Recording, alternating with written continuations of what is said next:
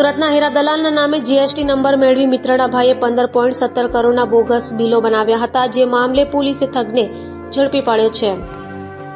કતારગામમાં હીરા દલાલે પોતાના નામે GST number લઈ મિત્રના ભાઈને આપ્યો હતો, જેમાં તેની જાણ બહાર 15.17 કરોડના બોગસ બિલોના ટ્રાન્ઝેક્શનો થયા હતા। મિત્રએ હાથ ઊંચા કરતા હીરા દલાલે ક્રાઇમ બ્રાન્ચમાં ફરિયાદ આપી હતી।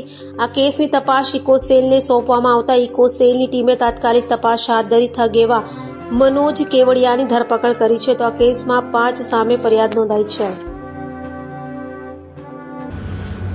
हमारा एक अखिल सेखलिया કરીને અરજદાર હતો, એણે અરજી આપી હતી। એને ઓનલાઈન વેપાર કરવાના વાને એનો મિત્ર હાર્દિક કરીને હતો, એણે જીએસટી નંબર લેવડાવેલો। પછી જીએસટી નંબર એણે એનો પાસવર્ડ આઈડી એની જોડે રાખી લીધો અને વેપાર કરવાની વાત કરેલી।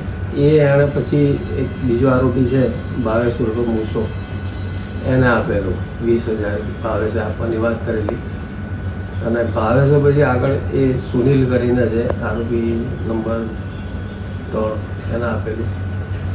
આ અરજી તપાસમાં પછી ડિટેલ તપાસ કરતા જીએસટીની વિગત મેળવેલી સેલની પરચેસની, તો જે વેપારીઓને આ લોકોએ બિલો આપેલા એ વેપારીઓની પૂછપરછ કરતા વેપારીના બિલ મનોજ કરીને આરોપી આપેલા, એ મનોજની અટક કરવામાં આવેલી, તેના રિમાન્ડ મેળવેલા। અને બીજો આરોપી જે છે હાર્દિક, જેણે અરજદાર પાસેથી જીએસટી નંબર લીધેલો, એને બી આજે અટક કરેલો।